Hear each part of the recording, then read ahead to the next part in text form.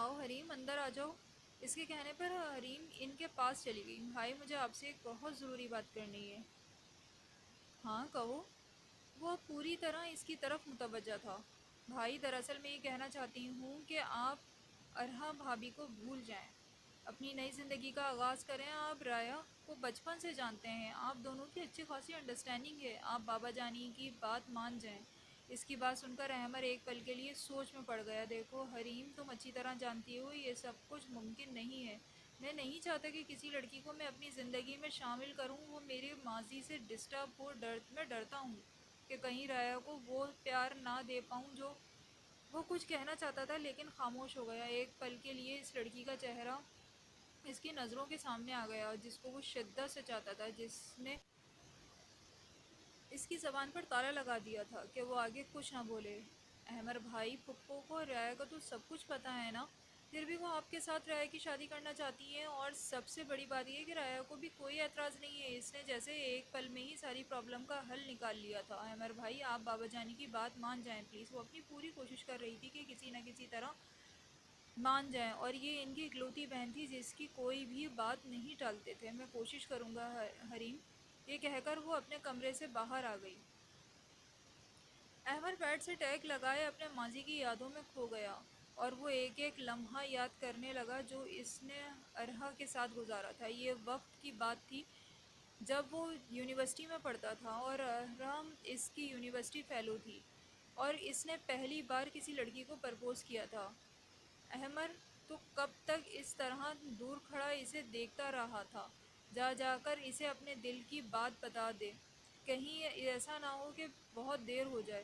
اس کے دوست یونیورسٹی کے گراؤنڈ میں کھڑے اس کو تمبیا کر رہے تھے، اسے آگے کی طرف دھکیل رہے تھے۔ ارحا اپنی فرینڈز کے ساتھ گراؤنڈ میں کھڑی گپ شپ میں مصروف تھی۔ ایکسکیوز می، وہ اپنی سہیلیوں کی کمپنی چھوڑ کر ارحا کی طرف متوجہ ہوئی۔ جی فرمائیں۔ وہ چہرے ہی سے ایسا تھا کہ جسے دیکھ کر سب کچھ بھول جاتا تھا۔ یا آپ سے کچھ بات کرنی ہے؟ جی کہیں، میں سن رہی ہوں۔ دراصل میں بات سب کے سامنے نہیں کر سکتا۔ اس کا اشارہ ان کی سہیلیوں کی طرف تھا جو اس وقت اس کے پاس کھڑی تھی۔ ارحا نے اپنی سہیلیوں کو وہاں سے چلنے کا اشارہ کیا۔ جی بولیں، آپ کو مجھ سے کوئی ضروری بات کرنی ہے؟ وہ میں کہنا چاہتا ہوں۔ ارحا کی طرف دیکھتے ہی اس کی زبان گنگ ہو گئی۔ اس کے الفاظ اندر ہی کہیں اٹک کر رہ گئے تھے۔ وہ بولنا چاہتا تھا لیکن اس کے الفاظ اس کا ساتھ نہیں دے رہے تھے۔ وہ اصل میں بات یہ ہے کہ اس کے چہرے پر پریشانی کے تاثرات لیے وہ اپنے دوستوں کی طرف دیکھ رہا تھا جو دور کھڑے اسی کو دیکھ رہے تھے اور ہاتھ کے اشارے سے اس کی حوصلہ افزائی کر رہے تھے۔ دیکھیں، جلدی بولیں، مجھے اگلی کلاس اٹینڈ کرنے جانا ہے۔ وہ اب اس کے رویے سے الجھن کا شکار ہو رہی تھی۔ اس نے ایک گہرا سانس لیا، اپنے اندر ہمت مجمد کی اور آنکھیں بند کر کے خود کو ریلیکس کیا۔ وہ ایکچولی میرے دوستوں نے مجھ سے کہا ہے مجھے آپ کو پرپوز کرنا چاہیے۔ وہ آنکھیں بند کر کے اتنی تیزی سے بولا کہ اسے پتہ ہی نہیں چلا کہ وہ کیا کہہ رہا ہے۔ وہ نروس ہو رہا تھا، اسے سمجھ نہیں آ رہا تھا کہ وہ وہاں کھڑا رہے یا پھر وہاں سے چلا جائے۔ واٹ؟ ارحا حیرت میں مبتلا ہو گئی۔ اس کی بات سن کر وہ اندر سے ہی اندر مسکرائی، لیکن اس کی اپنی مسکراہٹ کو اندر چھپا کر سنجیدگی کا مظاہرہ کیا۔ وہ پہلے سے ہی جانتی تھی کہ وہ اس سے خاموش محبت کرتا ہے۔ وہ تو خود اس کی شرافت سے بہت زیادہ متاثر تھی۔ وہ تو خود اس دن کے انتظار میں تھی جب وہ اس کو اپنے دل کے خیالات سے آگاہ کرے گا۔ آج جب وہ لمحہ آیا تو وہ اندر ہی اندر مسکرائی، اتنی شرافت کہ وہ یہ تک نہ کہہ سکا مجھے تم سے محبت ہے۔ دوستوں کے درمیان میں لانے کی کیا ضرورت تھی؟ مطلب اگر آپ کے دوست آپ کو نہ کہتے تو آپ مجھے پرپوز نہ کرتے؟ جی ہاں، احمد نے پھر نروس ہو کر جواب دیا۔ اس کا دل اندر سے اندر کہہ لگا رہا تھا وہ سامنے نہ ہوتا تو شاید وہ زمین پر لوٹ پوٹ ہو جاتی، لیکن اس نے اپنی ہنسی کو کنٹرول کیا۔ Are you crazy? نہیں، میرا کہنے کا مطلب ہے کہ نہیں تھا، یہ نہیں تھا۔ اس نے خود کو محسوس ہوا کہ اس کے بولنے میں گڑبڑ ہو گئی ہے تو کچھ الفاظ یاد کر کے آیا تھا لیکن سارے الفاظ کہیں غائب ہو گئے تھے۔ اسے پتہ ہی نہ چلا کہ وہ بات سنبھالنے کی کوشش کر رہا ہے لیکن وہ اپنے خیالات کو سنبھال نہیں سکا۔ اچھا، اب جا کر اپنے دوستوں سے پوچھیں کہ ان کو اگلی بار مجھ سے کیا بولنا چاہیے۔ یہ کہتے ہی وہ وہاں سے چلی گئی۔ اس کے دوست اس کے پاس بجلی کی سی تیزی کے ساتھ آئے۔ وہ یہ جاننے کی لیے بےتاب تھے کہ ان کے درمیان کیا باتیں ہوئی ہیں۔ احمر، کیا کہا اس نے؟ اس نے کہا بولنا تھا، وہ تو ناراض ہو کر چلی گئی۔ اس نے منہ مسور کر گردن کے پچھلے حصے پر ہاتھ پھیرتے ہوئے کہا، تو نے اسے پرپوز تو کیا نا؟ اچھا یہ سب چھوڑو، تو یہ بتا کہ تم دونوں کی آپس میں کیا بات ہوئی؟ دوسرے دوست نے پہلے والے کی بات کاٹتے ہوئے کہا۔ احمد خاموش کھڑا تھا۔ یار یہ تو بتا دے کہ تو نے اس سے کیا کہا؟ میں نے اس سے کہا کہ میرے دوست چاہتے ہیں کہ میں آپ کو پرپوز کروں۔ کیا؟ سب یک لخت بولے اور ایک دوسرے کا منہ تکنے لگے۔ تو نے واقعی یہ کہا؟ سب حیرت میں مبتلا تھے۔ ہاں احمد، تجھ جیسا بیوقوف میں نے آج تک نہیں دیکھا۔ تیرا کچھ نہیں بن سکتا، تجھے ایک لڑکی کو پرپوز کرنا نہیں آیا؟ حیرت کی بات ہے احمد۔ احمد پہلے ہی اپنے کیے پر نادم اور شرمسار تھا۔ کچھ اس کے دوست بھی اس کو ملامت کر رہے تھے۔ ان کی باتیں سن کر وہ غصے میں آ گیا۔ تم لوگوں تو ایسے مجھ سے کہہ رہے ہو جیسے میں ہر آتی جاتی لڑکی کو پرپوز کرتا ہوں۔ تم نہیں چاہتے کسی کے سامنے محبت کا اظہار کرنا کتنا مشکل ہوتا ہے۔ وہ اپنے چہرے پر پچھتاوا لیے وہاں سے چلا گیا۔ کچھ دن تک احمد نے خود کو ارحا سے بات کرنے کے لیے تیار کیا اور وہ تمام لائنز یاد کیں جو اس نے ارحا کے سامنے بولنی تھی۔ ایک دن وہ پھولوں کے ساتھ یونیورسٹی آیا۔ اس کے تمام دوستوں نے ایک بار پھر اس کی ہمت باندھی۔ اس بار ہماری لاج رکھ لینا، ان میں سے ایک نے اس کے کندھے کو تھپ تھپایا تھا۔ پھول لایا ہے؟ اس میں سے ایک دوست نے پوچھا۔ ہاں، احمد نے مسکراتے ہوئے جواب دیا۔ تو پھول کدھر ہیں؟ وہ اس کے خالی ہاتھوں کو دیکھ رہے تھے۔ بیگ میں، اس نے سرگوشی کے انداز میں کہا۔ اس کے دوستوں نے ماتھے پر ہاتھ رکھ کر دانت بیچے۔ پھول بیگ میں کیا کر رہے ہیں؟ تو کیا ہاتھ میں پکڑوں؟ ساری یونیورسٹی والے کیا کہیں گے؟ وہ خفا ہوا تھا۔ جو لوگوں کی پرواہ کرتے ہیں وہ ہمیشہ محبت میں ناکام رہتے ہیں۔ وہ دیکھ ارحا کینٹین کی طرف جا رہی ہے۔ اس کے دوست نے ارحا کی طرف اشارہ کرتے ہوئے کہا، جا کر اسے اپنے دل کی بات بول دے۔ ہمت کر میرے دوست۔ اس کے دوست نے اس کے کندھے پر اسے تھپکی دیتے ہوئے کہا۔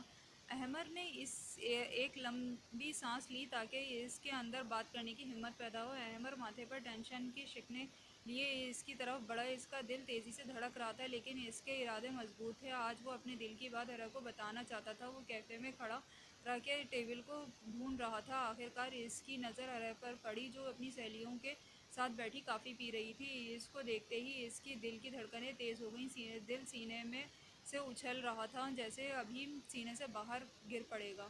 اس نے پھر ایک لمبی سانس لی اور اس کی ٹیبل کی طرف بڑھا۔ وہ دیکھ، کل والا لڑکا آ رہا ہے۔ ارحا کی دوست نے احمد کی طرف اشارہ کرتے ہوئے کہا۔ کون؟ پیچھے مڑ کر دیکھ، اس کی ایک سہیلی نے مسکراتے ہوئے کہا۔ ارحا نے پیچھے مڑ کر دیکھا۔ جیسے ہی احمد ان کی ٹیبل کے قریب پہنچا اس کی سہیلیاں اسے تنہا چھوڑ کر چلی گئیں۔ تم سب کہاں جا رہی ہو؟ وہ انہیں جاتا دیکھ کر کہہ رہی تھی۔ تم دونوں بات کرو، ابھی ہم آتے ہیں، ایک سہیلی نے سرگوشی کرتے ہوئے اور چہرے پر مسکراہٹ لیے کہا۔ وہاں سے دوسری ٹیبل کی طرف چل دیں۔ السلام علیکم۔ ارحا کو سلام کرتے ہوئے اس کے چہرے کے رنگ اڑے ہوئے تھے اور ارحا اس کے چہرے کے تاثرات دیکھ کر دل ہی دل میں محظوظ ہو رہی تھی۔ May I sit here if you don't mind؟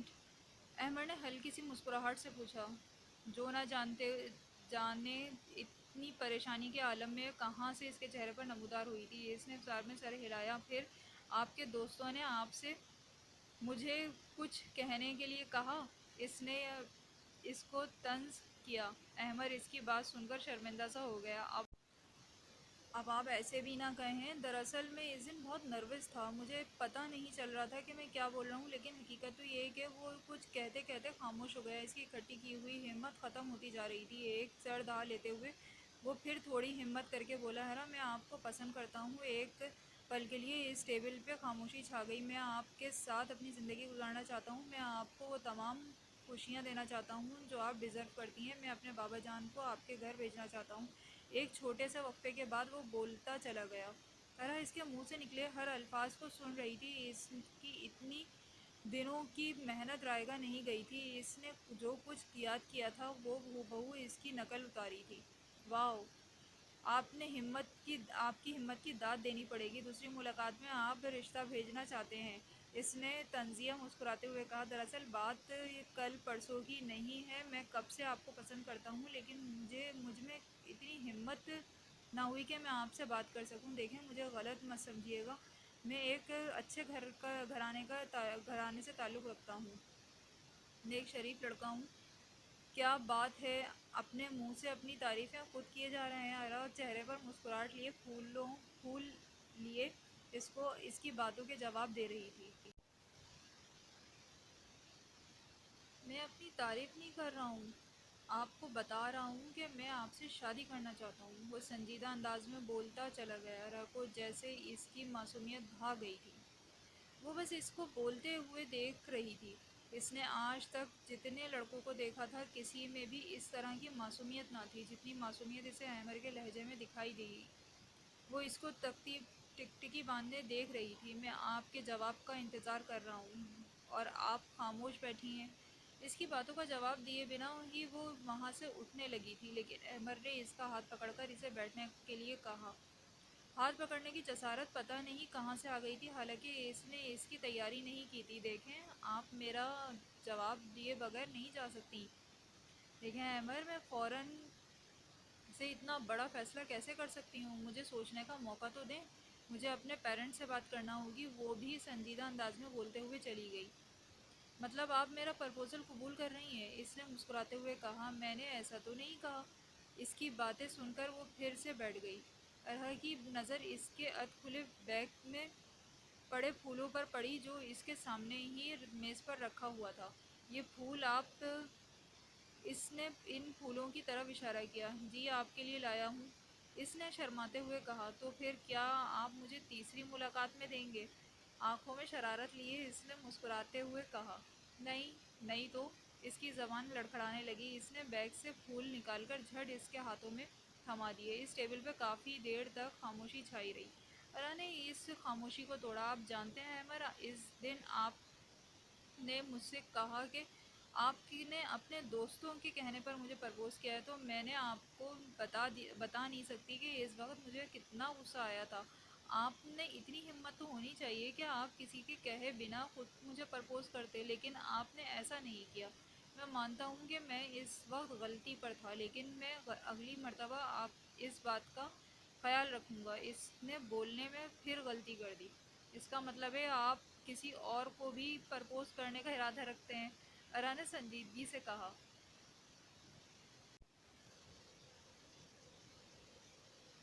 نہیں تو میں صرف آپ سے ہی محبت کرتا ہوں۔